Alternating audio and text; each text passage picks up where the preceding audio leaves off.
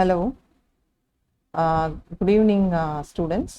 இன்னைக்கு கிளாஸ்ல வந்து நம்ம பார்க்க போற டாபிக் வந்து என்னன்னு அப்படின்னு பார்த்தீங்கன்னா it is the mineral nutrition.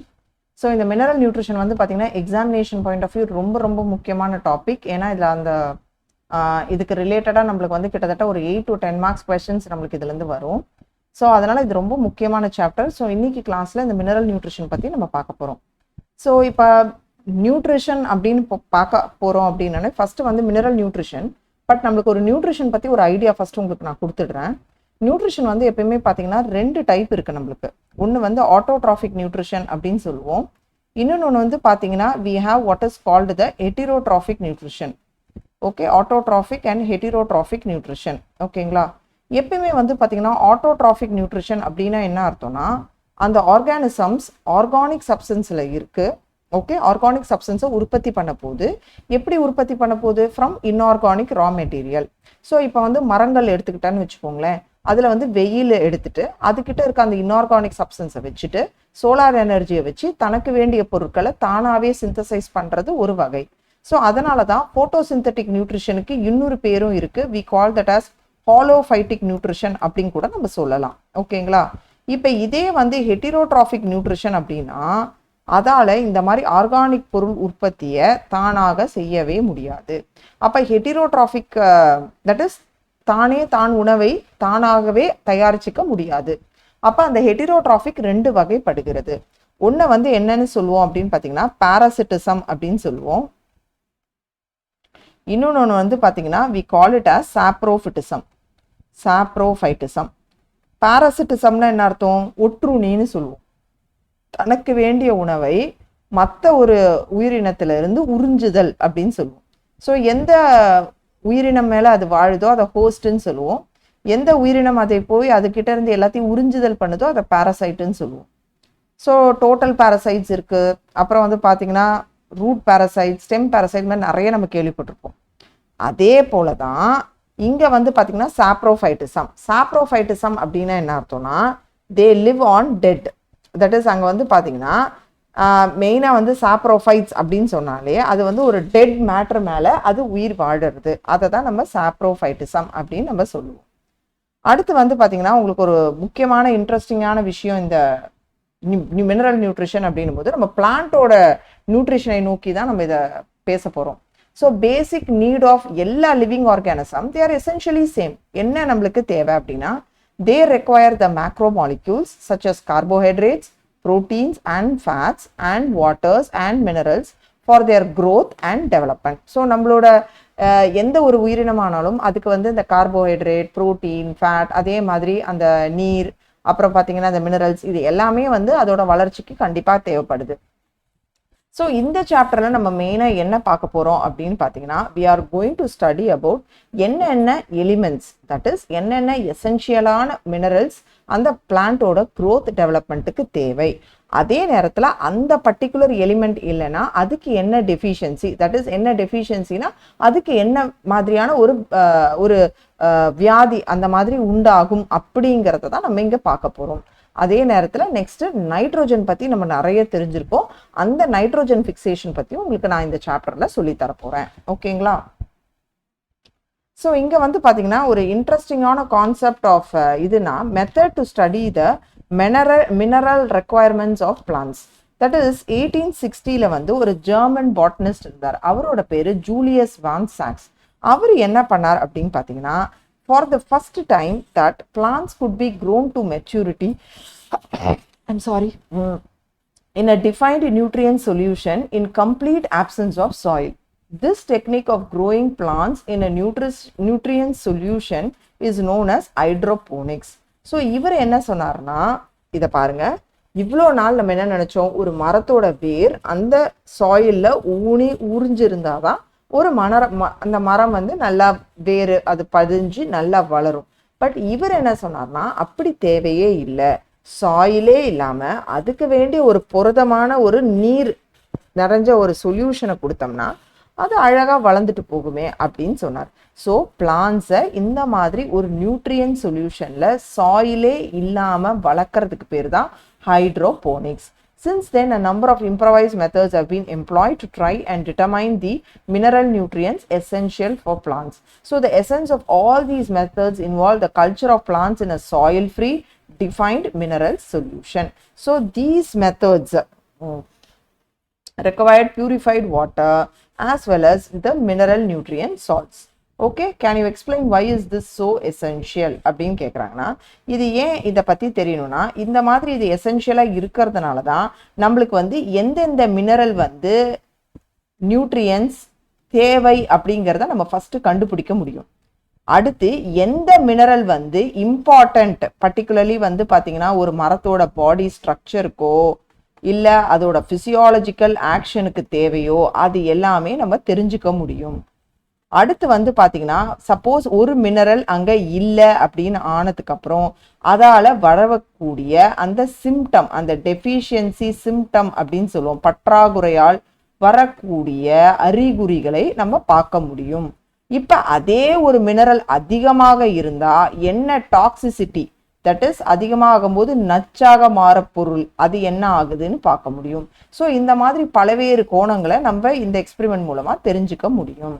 After a series of experiments in which the roots of the plants were immersed in nutrient solutions and wherein an element was added, substituted, removed or given in varied concentration, a mineral solution suitable for the plant growth was obtained. So இங்க என்ன பண்ணாங்க, நம்ம இந்த மாதிரி ஒரு பாட்டில் மாதிரி இருக்கும், இந்த மாதிரி ஒரு இதுக்குள்ள அதில் என்ன பண்ணுறாங்க அப்படின்னு பார்த்தீங்கன்னா, இந்த மாதிரி ஒரு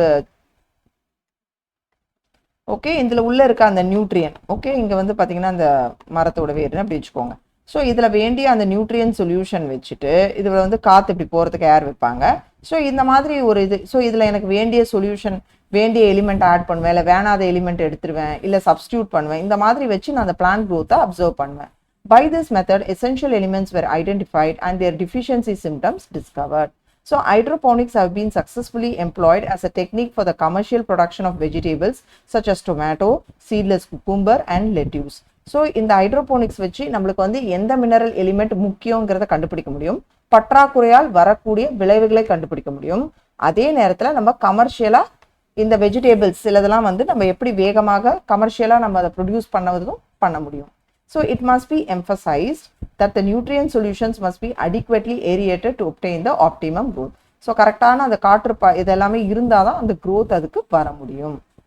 ஸோ இங்கே பாருங்கள், இதுதான் அந்த ஸ்ட்ரக்சர். ஸோ இங்கே வந்து பாருங்கள், அந்த ஏரியேட்டிங் டியூப் இருக்குது, இதுதான் அந்த நியூட்ரியன் சொல்யூஷன், இதுதான் அந்த funnel for adding water and nutrient. So எனக்கு தேவையான அந்த நியூட்ரியன் ஆட் பண்ணலாம், இல்லைன்னா எனக்கு வேணான்றது இதெல்லாம் வந்து நீங்கள் பார்க்கலாம் ஏர் சீல் மாதிரி பண்ணி இங்கே காட்டன் இதோ இந்த செடி வளருது. ஸோ இந்த மாதிரி நம்ம டிப்பிக்கலாக ஒரு setup, this is the water culture or solution கல்ச்சர்னு சொல்லுவோம். Water culture or solution culture, water culture or solution culture,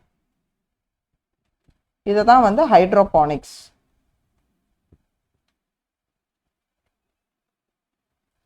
This is what is called the hydroponics. That is, இந்த சொல்யூஷன் கல்ச்சரை தான் வந்து நம்ம என்ன பண்ணலாம், வீட்லேயே இதை நம்ம பண்ணி we can raise vegetables, flowers at home itself. So the soilless production of plants is called hydroponics. So இந்த மாதிரி ஸ்மால் டேங்க்ஸில் கூட they'll have like this, ஒரு பெரிய டேங்க் மாதிரி வச்சுட்டு இப்படி கூட they keep doing it. Okay, so this is where we need to know. இதில் வந்து என்னென்னலாம் ஆட் பண்ணுவாங்கன்னா, அப்ராப்ரியேட்டாக இந்த மாதிரி மினரல் நியூட்ரியன்ஸும் இருக்கும், ஏர் இருக்கும், sometimes they'll have iron, that is FeEDTA போடுவாங்க, அது உள்ள அதை சேஞ்ச் பண்ணுவாங்க டைம் டு டைம். அதர்வைஸ் வந்து என்ன ஆகுனா precipitate ஆகி ஆல்கலைன் பிஹெச்சாக போயிடும். ஸோ அது வேணால் ஆட் பண்ணுவாங்க, அயன் வேணால் ஆட் பண்ணுவாங்க. ஸோ EDTA வந்து இஸ் ஒன் சச் ஏஜென்ட், ஒரு சீலியேட்டிங் ஏஜென்ட், தட் இஸ் அந்த கால்சியம் இந்த மாதிரி இதெல்லாம் காம்ப்ளெக்ஸ் பண்ணி precipitate ஆகாமல் பார்த்துப்போம். ஸோ ஹைட்ரோபானிட்டிக்ஸ் வந்து பார்த்தீங்கன்னா it is useful in areas எங்கெல்லாம் வந்து பார்த்தீங்கன்னா இன்ஃபர்டைலாக இருக்குது சாயில், இல்லை ட்ரை சாயிலாக இருக்கோ அங்கெல்லாம் இந்த டெக்னிக் நம்ம வந்து யூஸ் பண்ணலாம். ஓகே, ஸோ இந்த idea you should have. So see here, இந்த மாதிரி ஒரு டேபிள் மாதிரி இருக்கும், இங்கே பாருங்கள் nutrient solution. So like this they'll pump and they'll be supplying, உங்களுக்கு தெரியுதா இங்கே. So hydroponic plant solution, plants are grown in a tube trough placed on a slight incline. So a pump will circulate the nutrient solution from reservoir, okay, to that elevated end of the tube. So the solution then it will return back down the tube because of the gravity. So in the mari constant it will be kept bathed like this. So idu moolama we can maintain the optimum pH that is needed for a particular crop. Illana we can control the soil borne pathogens வேணா அப்படினா அதுக்கு வந்து இந்த மாதிரி techniques நம்ம use பண்ணலாம். இல்ல avoid problems like weeding or we want some better yield அந்த மாதிரி இருக்கலாம், we can go for this option. இல்ல out of season இருக்கு பாருங்க fruits and vegetables, அதெல்லாம் கூட we can grow through this method. But in the cost of setting up வந்து the cost will be very very high. அதுதான் இதோட drawback. Okay, 1 minute. So so this is where we have to know about the hydroponics. That is where it is important. Next, coming to the essential mineral elements. Essential mineral elements அப்படின்னு பேசும்போது most of the minerals that is present in soil can enter the plants through roots. So you have a wonderful here roots. So we have the what you call the tree. So whatever the minerals, so imagine the soil. So whatever they can enter through the roots.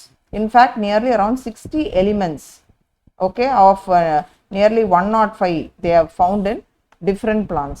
Like some plant species accumulate selenium, some others gold, while some plants growing near nuclear test sites take up the radioactive strontium. So there are techniques that are able to detect the minerals even at very low concentration.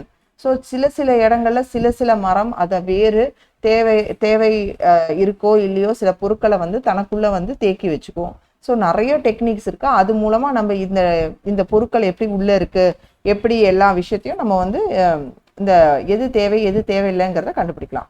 அப்ப என்ன பண்றாங்க, there is something called the criteria for essentiality. இந்த criteria for essentiality Arnon and Stout அவங்க தான் first இதை propose பண்ணுவாங்க. So அவங்க என்ன சொல்லுவாங்க அப்படின்னு பார்த்தீங்கன்னா, the criteria for essentiality of an element are given below. The element must be absolutely necessary for supporting normal growth and reproduction. In absence of the element, the plant do not complete their life cycle or set of seeds. So first point வந்து என்ன, that is not needed for that normal growth. அடுத்து வந்து அந்த reproduction, இதுக்கு வந்து அது தேவையான பொருளாக இருக்க வேண்டும், அப்பதான் அது ஒரு எசென்ஷியல் நியூட்ரியன் அப்படின்னாங்க. Next, the requirement of the element must be specific and not be replaceable by another element. So they should be highly specific. இதால இன்னொரு எலிமெண்ட்டை கொண்டு வந்தாலும் அதை ஈடுகட்ட முடியாது. Okay, the element must be directly involved in the metabolism of the plant. So next வந்து it is involved in the metabolism. So இதெல்லாம் வந்து சில characteristics, that is the essential criteria for the mineral. So based upon these criteria, only a few elements have been found to be absolutely essential for plant growth and metabolism. So கிட்டத்தட்ட 60 element இருந்தாலும் சில பொருட்கள் தான் இந்த வேலைகளை முழுமையாக தேவையான அளவுல செய்ய போகுது. So these elements are further divided into two broad categories based on their quantitative requirement. So என்னதான் இத்தனை எலிமெண்ட் இருந்தாலும் நம்ம அதை என்ன பண்ணோம், இரண்டு வகையாக பிரிக்கிறோம் டிபெண்டிங் ஆன் த குவான்டிட்டி, அந்த பிளான்ட் அதை எடுத்துக்கொள்றதை வச்சு. One is called macronutrient, another one is called micronutrient. அப்போ மேக்ரோநியூட்ரியன்னா என்ன அர்த்தம், they are generally present in plant tissue in large amounts. Large அமௌண்ட்ஸ்னா என்ன, excess 10 millimole per kg of dry matter. So அந்த macro elements அப்படிங்கிறது வந்து the essential nutrient, that is nearly 16 elements வந்து they are found to be essential. So what are they? We have carbon, hydrogen, oxygen, nitrogen, phosphorus, potassium, sulfur, magnesium, calcium, iron, boron, manganese, copper, okay, zinc, okay, zinc, molybdenum, chlorine. Okay, so 16 elements வந்து they are found to be essential. நான் மேக்ரோநியூட்ரியன்றது கீழே நான் பேசல, இதை essential மினரல்ல இதை கொண்டு வந்திருக்காங்க, இன்னும் 4 கூட சேர்த்திருக்காங்க, லைக் சிலிகான். ஓகே, எசென்ஷியல் மினரல்ஸை பத்தி இப்ப சொல்லிட்டு இருக்கேன், தயவு செய்து கன்ஃபியூஸ் ஆயிக்காதுங்க. சிலிகான், கோபால்ட், வானடியம், நிக்கல், இதெல்லாமே. ஸோ இது எல்லாமே வந்து பார்த்தீங்கன்னா 16, இந்த 16லேருந்து 20 எலிமெண்ட் வந்து எசென்ஷியல், மீதி எல்லாமே நம்ம நான் எசென்ஷியலில் கொண்டு வருவோம். அதில் அதோடது இந்த டிபெண்டிங் ஆன் த குவான்டிடேட்டிவ் நீடை மேக்ரோ எலிமெண்ட் மைக்ரோ எலிமெண்ட்னு பிரிக்கிறோம். இப்போ மேக்ரோ நியூட்ரியன் அப்படின்னு நான் சொன்னேன்னா they are needed for mainly the synthesis of organic molecules. okay, organic molecules and development of osmotic potential. இதெல்லாம் முக்கியமான வேலைகளை செய்வது. மொத்தம் 10 macronutrients இருக்கு. What are they? They are nothing but carbon, hydrogen, oxygen, nitrogen, phosphorus, potassium, sulfur, magnesium, calcium, silicon. Okay, so இது எல்லாமே என்னது macronutrients. இதை ஞாபகம் வச்சுக்கோங்க. Okay, so these are mainly obtained from carbon dioxide and water, whereas others in the carbon, hydrogen, oxygen la from carbon dioxide, water la கிடைக்கும். மீதி எல்லாமே வந்து from soil nutrition வந்து கிடைக்கும். Micronutrients or micro elements அப்படினு பார்த்தோம்னா or trace elements, they are needed in very small amounts, that is less than 10 millimole per kg of the dry matter. So இது எதெல்லாம் include பண்ணுது அப்படினு பார்த்தீங்கன்னா it includes all the 10 other next 10. So they are the zinc, manganese, copper, boron, molybdenum, chlorine, iron, cobalt, nickel, and we have the vanadium. So இது எல்லாமே வந்து என்னது micronutrients. In addition to the 17 essential elements, I already said they are all also added, like sodium, silicon, cobalt, and selenium. They are also required by the higher plants. Okay, so essential elements, they can be grouped into 4 broad categories. So these categories are essential elements as components of biomolecules. So நம்ம ஏற்கனவே நான் சொல்லியிருக்கேன், பேசிக்கா வந்து இந்த மினரல்ஸ்லாம் எதுக்கு தேவை, அந்த மெயினாக ஆக்டிவாக அந்த மாலிக்யூல்ஸ் ஃபார்ம் ஆகணும். அந்த மாலிக்யூல் ஒன்று ஸ்ட்ரக்சரல் காம்பனண்ட் ஆஃப் த செல்லாக இருக்க போகுது, like carbon, hydrogen, oxygen or nitrogen. Essential elements that are components of energy related chemical components in plant, like say for example இப்போ இதே magnesium வச்சுக்கோங்களேன், it is a part of chlorophyll molecule. இல்லை நீங்கள் வந்து ATP எடுத்துக்கிட்டீங்கன்னு வச்சுக்கோங்களேன், there what we are having ADP plus that inorganic பைன்றோம் இல்லையா, that is inorganic phosphate, so that phosphorus in ATP.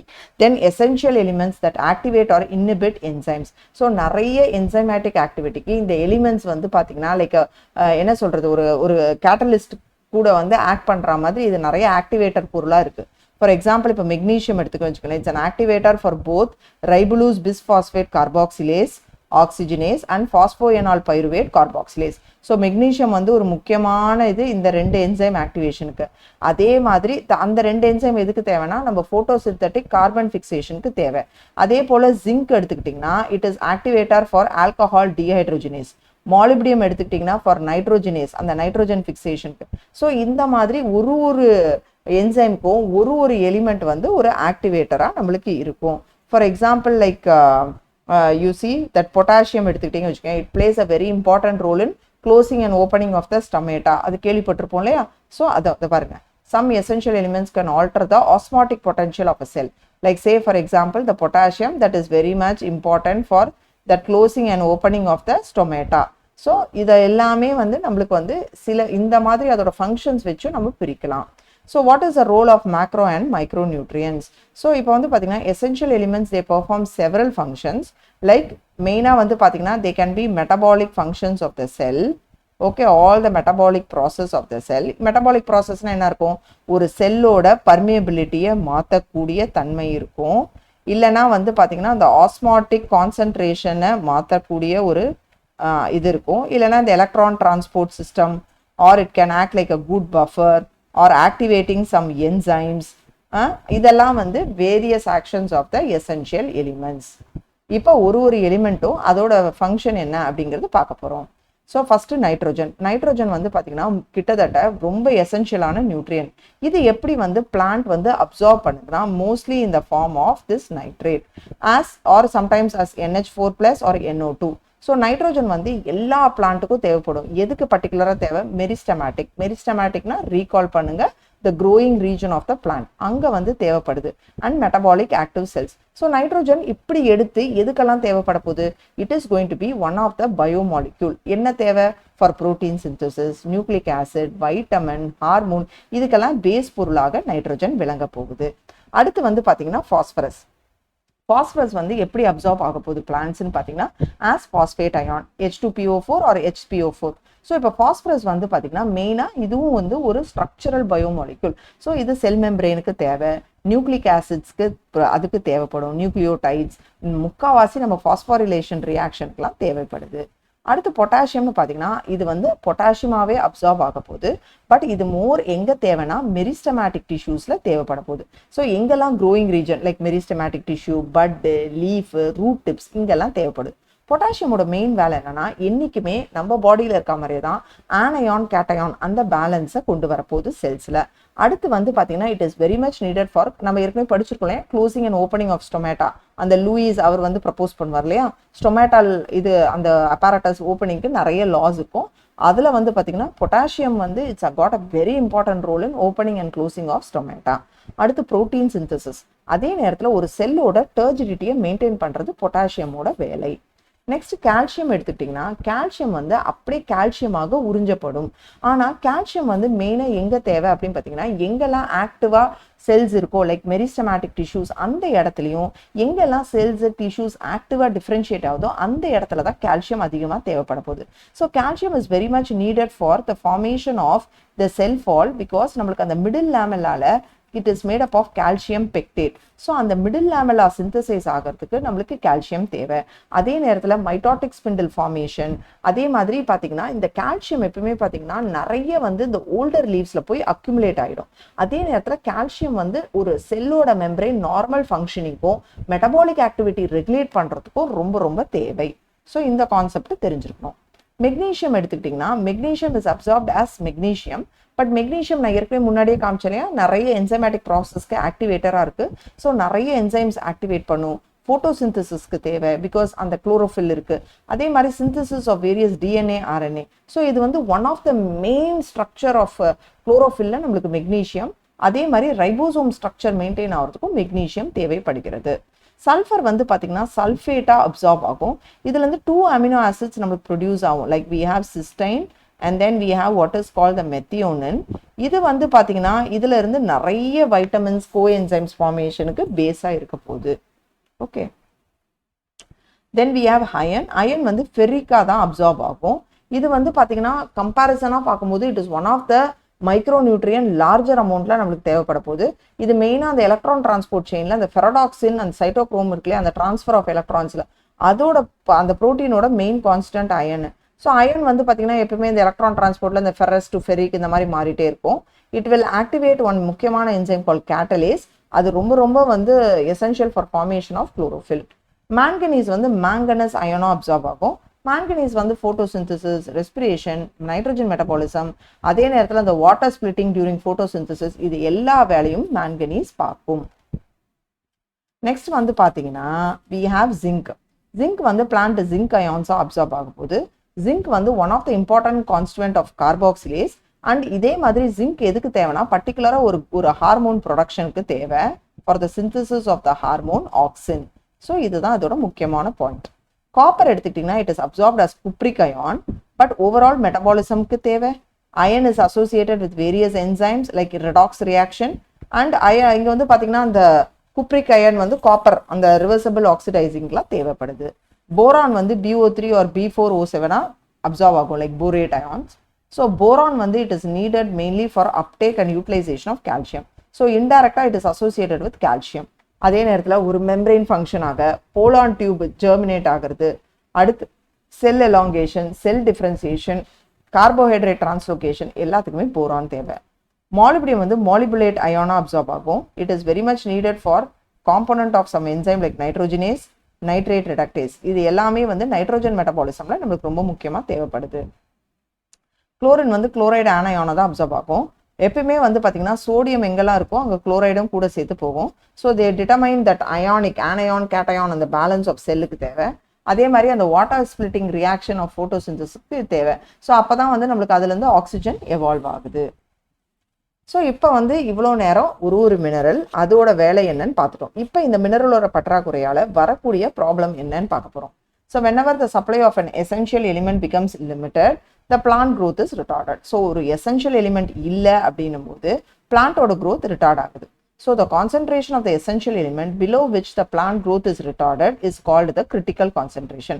So ஒரு தேவையான அளவில் இருந்து தான் அந்த அளவில் இருந்தால் தான் நம்மளுக்கு அந்த plant growth நடக்கும். சப்போஸ் அந்த அளவுக்கு பற்றாக்குறைன்னு வரும்போது அப்போ அந்த செடியோட வளர்ச்சி குறையுது. அதை தான் நம்ம critical concentration சொல்கிறோம். So the element is said to be deficient when present below the critical concentration. So since each element has one or more specific structural or a functional role in the plant, in absence of any particular element, the plant will show morphological changes. So இந்த concept உங்களுக்கு புரியணும். இப்போ ஒரு element பார்த்தோம், ஒரு எலிமெண்ட்டும் ஒரு முக்கியமான ஒரு ரோல் பண்ணுது. எய்தர் growthஓ மெட்டபாலிக்கோ இல்லை ஒரு என்சைம் ஆக்டிவேட்டரோ இல்லை ஸ்ட்ரக்சரல் காம்பனண்ட் ஆஃப் என்சைமோ ஏதாவது ஒரு வேலை பண்ணுது.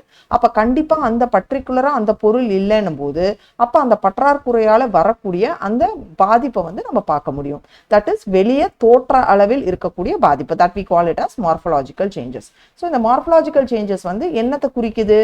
இந்த பர்டிகுலராக இந்த எலிமெண்ட் இல்லை, அது பற்றாக்குறையாக இருக்கிறதுனால இந்த மாதிரி வந்து வெளி தோற்றத்தில் அந்த வெளிப்பாடாக தெரியும்.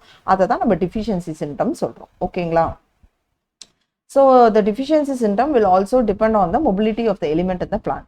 For elements that are actively mobilized within the plants and exported to young developing tissues, the deficiency symptom tend to appear first in the older tissues. For example, the deficiency symptom of nitrogen, potassium and magnesium are visible first in the senescent leaf. இப்போ என்ன ஆகும்னா அந்த உள்ள இருக்க அந்த எலிமெண்ட்டோட நகரக்கூடிய தன்மையை வச்சு நம்ம பார்க்கலாம். இப்போ சிலதெல்லாம் வேகமாக நகரும் அந்த மினரல் அப்படின்னும் போது ஃபஸ்ட்டு வந்து பார்த்தீங்கன்னா இப்போ அது வந்து பற்றாக்குறை ஆகுதுன்னும் போது நம்ம ஃபஸ்ட்டு அதை வந்து ஃபஸ்ட்டு பார்க்குறது வந்து எப்படின்னா புதிதாக ஃபஸ்ட்டு வந்து எங்கே இருக்கும் அப்படின்னு பார்த்தீங்கன்னா ரொம்ப பழையாக இருக்கக்கூடிய அந்த டிஷ்யூஸில் போய் அங்கே தான் நம்ம ஃபஸ்ட்டு டெஃபிஷியன்சி பார்ப்போம். ஸோ ஃபஸ்ட்டு வந்து இந்த நைட்ரோஜனோ பொட்டாசியமோ மெக்னீஷியமோ இதெல்லாம் இல்லைன்னும் போது அந்த ஓல்டு லீவ்ஸில் தான் ஃபஸ்ட்டு வந்து இதை நீங்கள் வந்து நல்லாவே நம்ம இங்கே பார்க்க முடியும். பட் இதே வந்து பார்த்தீங்கன்னா இந்த எலிமெண்ட்ஸ் வந்து பார்த்தீங்கன்னா bio elements containing these elements are broken down, making the elements available for mobilizing to younger leaves. இதுதான் அந்த கான்செப்ட். ஸோ ஃபஸ்ட்டு வந்து டெஃபிஷியன்சி சிம்டம் வந்து பழைய லீவ்ஸில் தான் ஃபஸ்ட்டு தெரியும். அந்த பழைய லீவ்ஸில் என்ன ஆகும், இந்த பயோமாலிகுலர் எலிமெண்ட்ஸ் வந்து இருக்கிற வரைக்கும் அதில் இருந்து உடைந்து டெவலப் ஆகி வர அந்த யங்கர் லீவ்ஸ்க்கு முதல்ல கொடுத்துரும். ஸோ நம்ம சிம்டம்ஸ்னு எங்கே பார்ப்போம்? ஓல்டர் லீவ்ஸில் பார்ப்போம். ஓகேங்களா? So the deficiency symptom tend to appear first in the young tissues whenever the elements are relatively immobile and are not transmitted out of the mature organ. For example, like sulfur, calcium, இதெல்லாம் structural component of the cell. அவ்வளோ ஈஸியாக release ஆக முடியாது. So இந்த கான்செப்டை வச்சு தான் நம்ம வந்து ஹார்டிகல்ச்சர் ஆகட்டும் இல்லை அக்ரிகல்ச்சரில் ப்ராக்டிஸில் நம்ம இது யூஸ் பண்ணுறோம். ஸோ எக்ஸாம்பிள் இதெல்லாம் கேட்பாங்க. So the kind of deficiency symptoms include chlorosis. Okay, we have chlorosis. Chlorosis அப்படின்னு என்ன அர்த்தம்னா non-development or loss of chlorophyll. Non-development or loss of chlorophyll. Okay. அடுத்து வந்து necrosis அப்படின்னு பார்த்துருக்கீங்க. necrosisனா tissue death. necrosisனா tissue deathன்னு அர்த்தம். stunted plant growthனா அந்த plant வளரவே இல்லை. premature fall of leaves and fruits, buds, இதுக்கு பேர் வந்து abscissionன்னு சொல்லுவோம். abscission. Okay. and inhibition of cell division. So இதெல்லாம் ரொம்ப common. Chlorosisனா loss of chlorophyll leading to yellowing leaves. நம்ம சில இலைகளில் பார்ப்போம் மஞ்சளாக இருக்கும், அது பச்சையாக இருக்க வேண்டியது மஞ்சளாக மாறி இருக்கும் because of loss of chlorophyll. அந்த மெக்னீஷியம் இல்லை for example if there is no iron அந்த மாதிரி. So that symptom is caused by deficiency of elements mainly like nitrogen, potassium, magnesium, sulfur, iron, manganese, zinc, molybdenum. Likewise, necrosis na tissue death. It's mainly leafல பார்ப்போம் because of the deficiency of calcium, magnesium, copper, potassium, lack or low level of nitrogen, potassium, sulfur, molybdenum, it causes inhibition of cell division. So ஒன்று ஒரு deficiency கொண்டு வருது. Okay, some elements like nitrogen, sulfur, molybdenum, they delay flowering also. Okay, so இது எல்லாத்தையுமே வந்து you should know. The toxicity of micronutrients. The requirement of micronutrients is always in low amounts, while their moderate decrease causes the deficiency symptoms, and moderate increase can cause the toxicity. So எவ்வளோ குறைவாகுதுன்னும் போது deficiency வரும்போது கொஞ்சம் அதிகமானாலும் toxicity வந்துடும். So in other words, there is a narrow range of concentration at which the elements are optimal. So any mineral ion concentration in tissues that reduces the dry weight of tissue by about 10% is considered toxic. So அங்கே என்ன சொல்கிறோம், கொஞ்சம் கூட ஒரு 10%க்கு மேலே கொஞ்சம் மேலே போனாலும் அப்போ அங்கே என்ன ஆகுது, நம்மளுக்கு வந்து அந்த பொருள் வந்து டாக்ஸிக்காக மாறிடுது. ஸோ இதை தான் வந்து என்ன சொல்லுவாங்க அப்படின்னு பார்த்தீங்கன்னா, we say that certain elements வந்து பார்த்தீங்கன்னா we have one law that is called the Leyberg law of minimum. the Leiberg law of minimumல என்ன சொல்லுவாங்க அப்படின்னா, the productivity of the soil will depend on the production of that is the productivity of the soil will depend upon the proportionate amount of deficient mineral. அந்த மாதிரி நம்மளுக்கு இங்க ஒரு mineral ion concentration குறைவாக ஆகுது 10% அப்படின்னும் போது என்ன ஆகுது, அங்க டாக்ஸிக் ஆயிடுது. Okay, so such critical concentrations vary widely among different micronutrients. So ஒரு டாக்ஸிசிட்டி எலிமெண்ட் ஒரு எலிமெண்ட்டுக்கு ஒரு பிளான்ட்ல ஒரு மாதிரியாக மாறும். ஸோ ஒரு எலிமெண்ட் அதிகமாக இருக்கும் போது இன்னொரு எலிமெண்ட்டை அப்டேக்கை வந்து குறைக்க பார்க்கும். ஸோ லா ஆஃப் லேபர்கில் என்ன சொல்கிறோம், productivity, that is productivity of a soil will depend upon the proportionate amount of deficient mineral. இதை ஞாபகம் வச்சுக்கோங்க. So for example the prominent symptom of manganese toxicity. யூஸ்வலாக வந்து பார்த்தீங்கன்னா இப்போ ஒரு இலை இருக்குன்னு வச்சுக்கோங்களேன், இதான் இலைன்னு வச்சுக்கோங்களேன். இந்த வெயின்ஸ் வந்து குளோராட்டிக் வெயின்ஸாக இருக்குன்னா நம்ம வந்து பார்த்தீங்கன்னா இப்போது like you can see brown spots இந்த மாதிரி நம்ம பார்க்கலாம் around the chlorotic veins. So இது வந்து common. It is important to know that the manganese எப்பவுமே it will compete with iron and magnesium and with magnesium for binding with enzymes. Manganese வந்து it can also inhibit the calcium, that is translocation in shoot. Therefore if there is excess of manganese அப்ப என்ன ஆகும், நம்மளுக்கு calcium, iron, magnesium மூணு அயனோட deficiency வந்துரும். இந்த concept நம்மளுக்கு தெரியணும். புரியுதுங்களா? ஸோ மேங்கனீஸ் வந்து அதிகமாக இருக்கும் பொழுது இந்த மாதிரி ப்ரௌன் ஸ்பாட்ஸ் இதெல்லாம் வருது. ஸோ அதிகமான மேங்கனீஸ் இருக்கும்போது மற்ற கூட இருக்க அயான் மற்ற எலிமெண்ட்டையும் அப்சார்ப்ஷனை தடுக்குது. அப்போ ஓவராலாக என்ன ஆகுது, நம்மளுக்கு கால்சியம், அயன், மெக்னீஷியம் மூணு முக்கியமான பொருட்கள் உள்ள அப்சார்ப் ஆகாமல் பார்த்துக்குது. So much of the studies on mechanism of absorption of elements by plants has been carried out in isolated cell, tissues or organ. So நிறைய ஸ்டடீஸ் பண்ணி பார்த்துருக்காங்க. So they reveal the process of absorption. It can be demarcate into two main phase. So ஒரு absorption ஒரு உறிஞ்சுதல் தன்மையை இரண்டு வகையாக பிரிக்கலாம். First phase வந்து there is a rapid uptake of ion into free space or outer space of cell, that is the apoplast. So முதல்ல வெளியே இருக்கிற outer spaceக்கு absorb ஆயிடும், அது வந்து passive. In the second phase of uptake the ions are taken in slowly into the inner space, the symplast of the cell. So முதல் உறிஞ்சுதல் வந்து outer-ஆ இருக்கும், that is apoplast, passive. இதே செகண்டா போறது வந்து symplast and it is inner space. So the passive movement of ions into apoplast is through ion channels, transmembrane protein, that is selective pore மூலமா. On the other hand அந்த inner space போது பார்த்தீங்களா, the entry or exist or to and from the symplast, it requires expenditure of energy. அதனால இது வந்து passive கிடையாது, it is an active process. So the movement of ion is usually called flux, so that inward-ஆ ஒரு movement into the cell போனா influx ன்னு சொல்லுவோம்.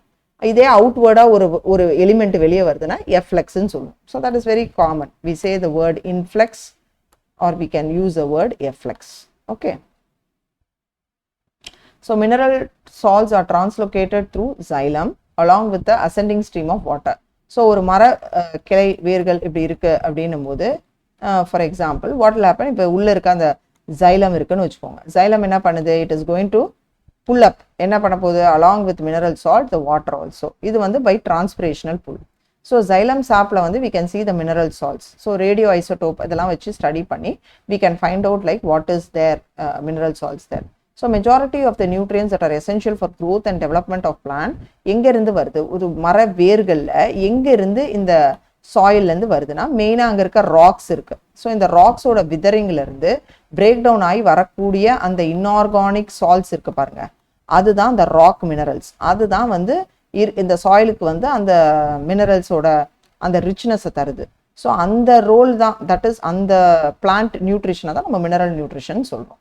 So soil consist of variety of substance like not only minerals, இது கூட வந்து வேற என்ன இருக்கும், like we have many bacteria, particularly nitrogen fixing bacteria, other microbes, அப்புறம் holds water that supply the சாயிலோட மீதி வேலைகள் என்னன்னு, supply air to the roots, act as a matrix that stabilize the plant. அப்புறம் வந்து சின்ஸ் இப்போ டெஃபிஷியன்சி இருக்குன்னா it will affect the crop yield. அப்போ நம்ம என்ன பண்ணுவோம், உரம் போடுவோம், that is the fertilizers. So both macronutrients and micronutrients ஒரு செடியோட வளர்ச்சிக்கு எது தேவை, அது என்ன டெஃபிஷியன்சியில் இருக்குன்னு பார்த்துட்டு அதுக்கு தான் வந்து இந்த அக்ரி பீப்புள் அதை தான் படிக்கிறாங்க. ஸோ அங்கே அது என்னன்னு பார்த்துட்டு ஃபார்மர்ஸ் அவங்கக்கிட்ட கன்சல்ட் பண்ணும்போது அவங்க கரெக்டான ஐடியா கொடுத்து இந்த உரம் இதுக்கு போட்டால் இதுக்கு சரியாக இருக்கும் அப்படிங்கிறத ஆஸ் பர் த நீட் அவங்க சொல்லுவாங்க. ஸோ நெக்ஸ்ட் இப்போ நைட்ரோஜன் சைக்கிள் போகிறோம். பாருமா, கிளாஸ் ஆரம்பிச்சது உங்களுக்கு நான் சொல்லி கொடுக்கறது என்னன்னா, முக்கியமாக நம்மளுக்கு வந்து எப்படி ஹைட்ரோபானிக்ஸ், தட் இஸ் சாயிலே இல்லாமல் ஒரு மரம் வந்து ஒரு மினரல் நியூட்ரியன் வச்சு வளர்க்குறது, அதோட முக்கியமான தன்மைகள் என்னன்னு பார்த்தோம். அடுத்து எசென்ஷியல் எலிமெண்ட்னா என்ன, அதில் மேக்ரோனா என்ன, மைக்ரோ நியூட்ரியன்னா என்ன, இந்த எசென்ஷியல் எலிமெண்ட்ஸ் வந்து எப்படி வந்து நம்மளுக்கு வந்து இதுக்கெல்லாம் முக்கியமாக, தட் இஸ் ஒரு எலிமெண்ட் அது என்னென்னலாம் அதோட மெயின் ஃபங்க்ஷன்ஸ் இந்த பிளான்ட் அது பார்த்தோம். அடுத்து அது குறைபாடில் வரக்கூடிய பிரச்சனைகள் என்னன்னு பார்த்தோம்.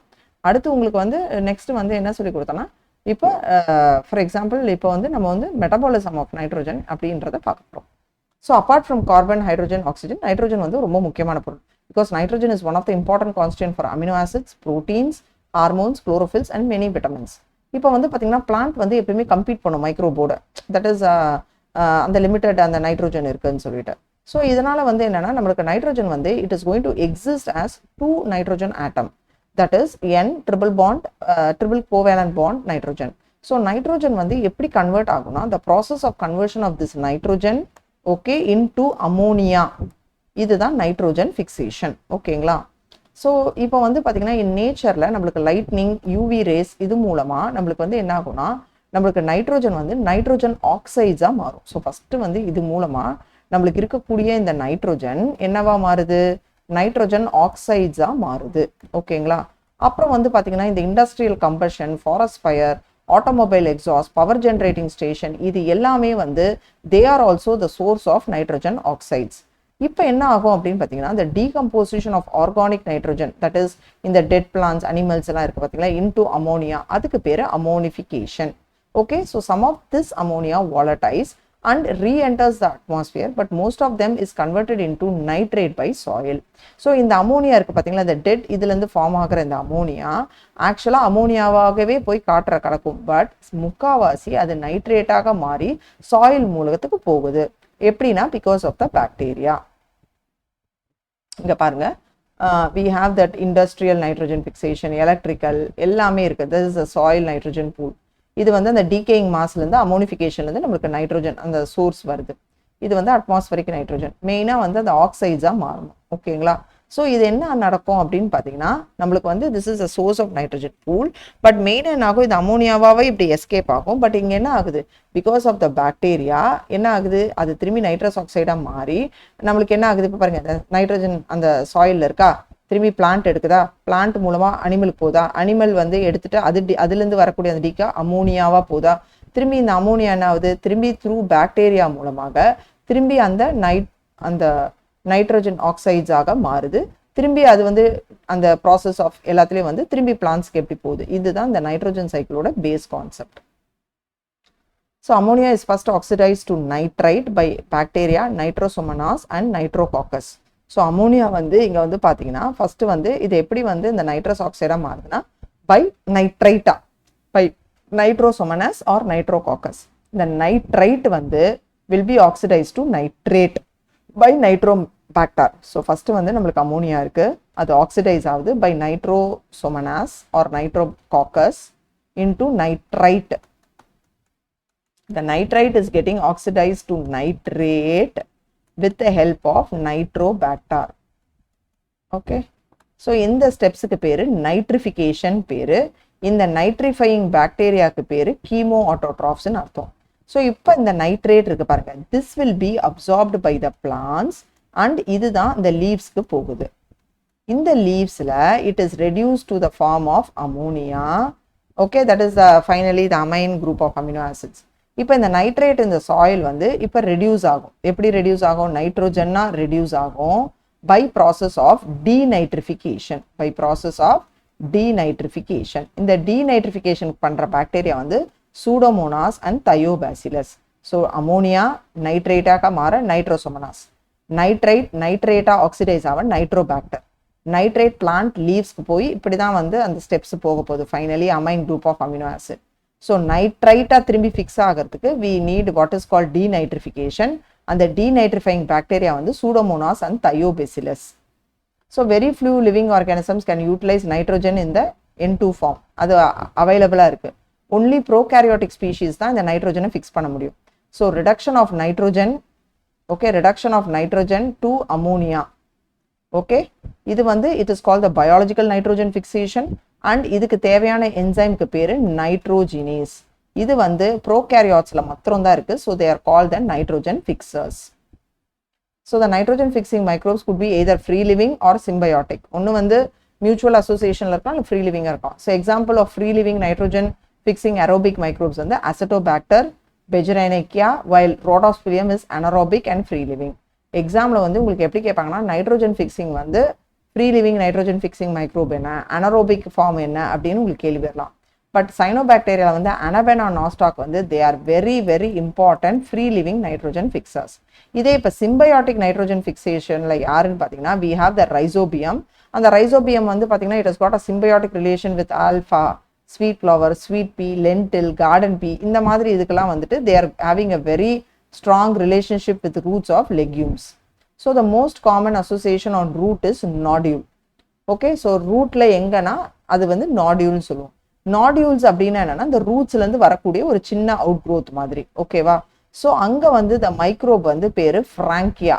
இந்த Frankia வந்து என்னன்னா they also produce the nitrogen fixing nodules. Nitrogen fixing nodules. Okay. So on the roots of the non-leguminous plants. Both rhizobium and Frankia, they are free living symbiont and they can fix nitrogen in the soil.